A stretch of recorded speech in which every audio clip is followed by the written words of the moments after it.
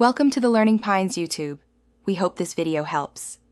You start by confirming your carrier supports 5G for iPhone 11 and that you have an active 5G plan. Once done, make sure iOS is updated. This matters because radio firmware and software optimizations arrive via updates. Next, install a compatible physical SIM or configure eSIM per carrier instructions. Without a proper SIM profile, the phone cannot register on 5G networks. Finally, reboot the phone after the carrier activation. You should now enable 5G in the cellular settings. Navigate to Settings, Cellular Data Options, then Voice and Data. Choose 5G Auto to let the phone balance speed and battery, or 5G On for maximum throughput.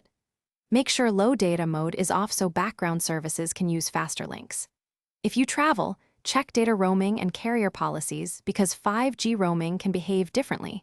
Once selected, the phone will attempt to attach to available 5G cells. Finish by verifying 5G connectivity. Run a speed test and watch the status bar for a 5G indicator. This confirms both attachment and throughput. If you don't see 5G, toggle airplane mode briefly, reconnect, and then test again. If that fails, reset network settings in Settings General Transfer or Reset iPhone Reset. This clears stale profiles.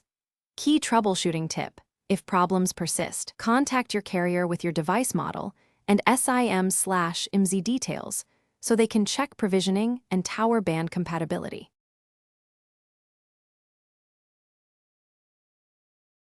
Thanks for watching.